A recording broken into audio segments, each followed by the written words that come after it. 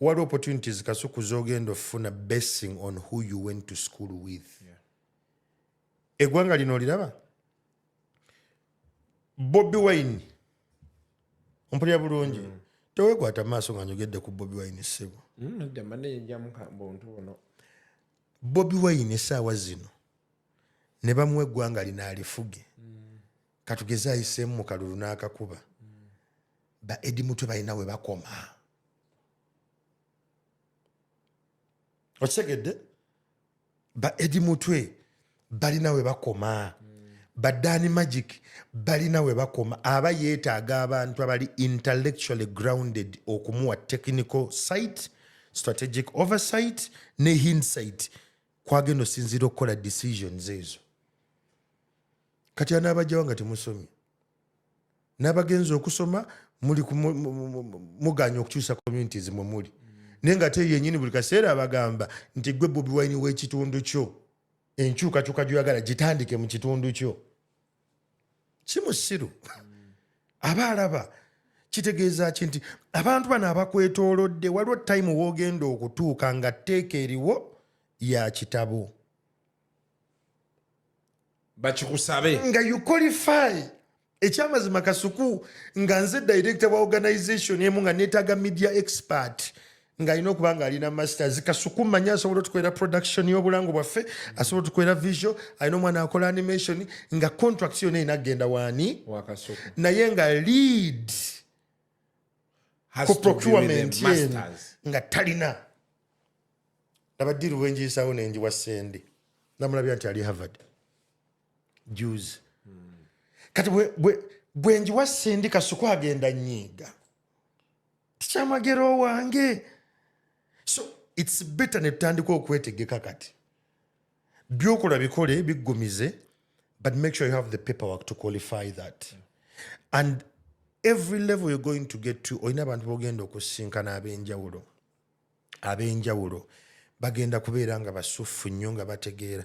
Kasuku waliwo abantu abamu wootuuka ng'olaba ddiiru ezze musajja nakubeera n'agamba Kasuku olina omuntu gw'omanyi akola kino n'omugamba ebyo byenkolera ddala n'agamba kituufu naye olina kino olina kubeera Kyamagero namba yenjitaddeko awo. So how ready are you gwe Uganda to get to that level? Ate si bino si bya Uganda nti just aliwa ne Uganda yokka n'asomye ng'agenze Bulaaya. At the end of the day njagala ompulirize bulungi ne bw'onoosoma n'osomera mu Bachina nga nze n'osomera mu Bazungu ba mu Barussia end goal home wano wekiggwera. Challenge tulina nti eggwanga lyaffe teri appreciating intellectualism. Teryagala nnyo bagezigezi. Era embeera abagezigezi nga muli bagezigezi nnyo tofuna nnyo mirimu. But the world has tilted. And I can be in Uganda, but I'm the head of comms in Guinea-Bissau, in Benin, in Cote d'Ivoire, in Niger, in Rwanda. Nga bandetanga lead consultant of the Anglophone agenda. Kati okutuuka ku madaala ago kigenda kwetaagisa ki? Preparation kikulu. Omukisa gusanga yeetegese genda osome. Nga tonnatandika kuyomba oyinza ogamba nagenda ku kyeyo ndi eno ngatta ndi kadaama. Mu bwakadaama bw'osobola okukyusa status yo no becoming a citizen. Ali intentional. N'okola by'okoze kati ate gwe n'otandika okussa kumanyi kati fensi bwe twetugiraba nti bwenvaano ningamba ngenda kubeera mu wuushe China biki ebiri ewuushi bye nsobola okukolagana ne Kasuku ne tutambuza business. That's what I'm looking at.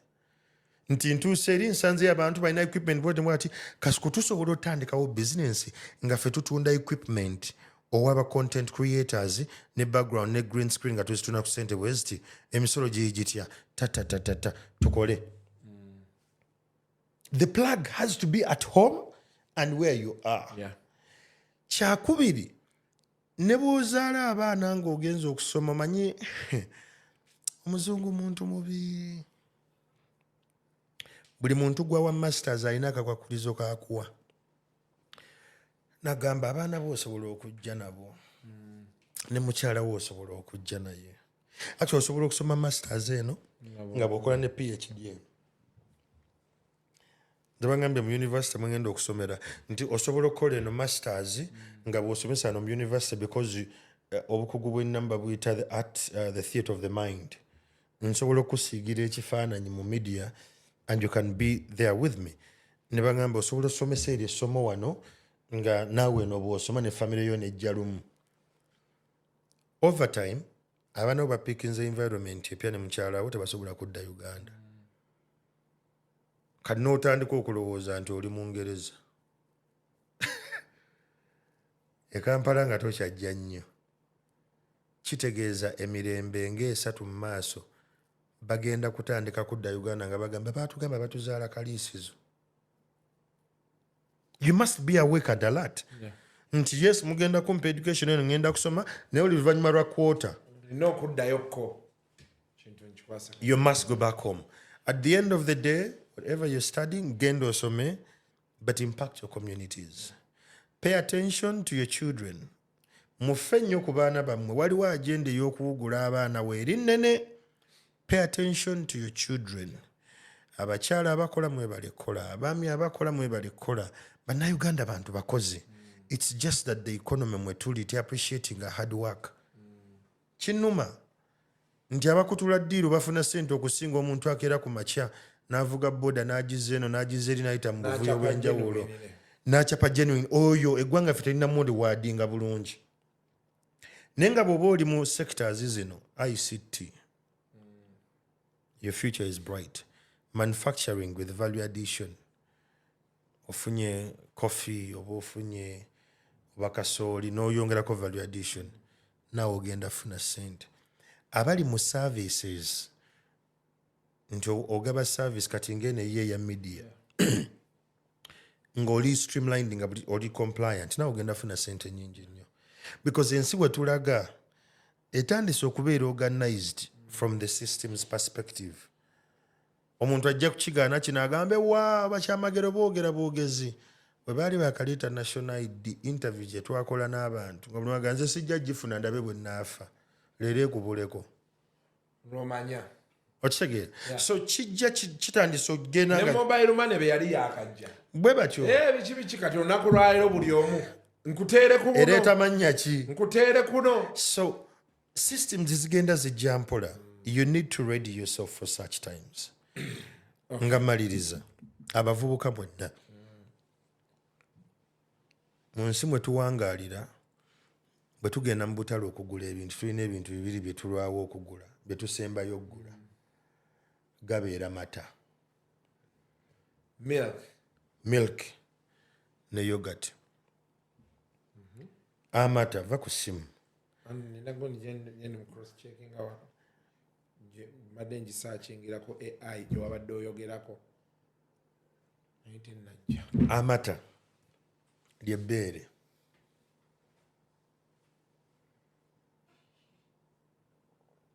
Tukomewo.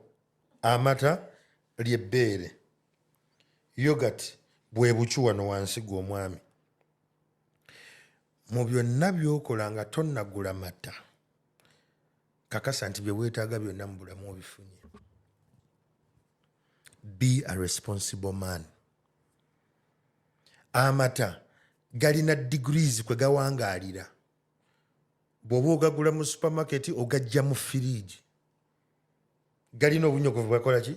Gawangaaliramu. Kati bw'onoosooka amata mu kisero ng'ogula by'ogula oyongereko ebirala gagenda buguma gagenda kufa.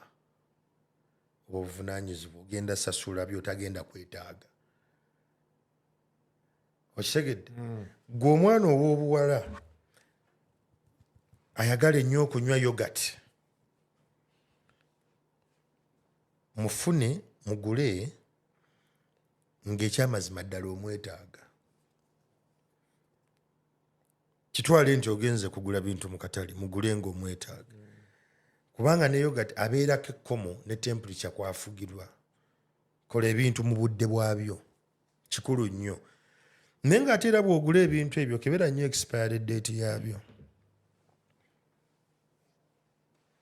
Togula mata ng'expiry date yaago yayitako emyaka 2 emabega.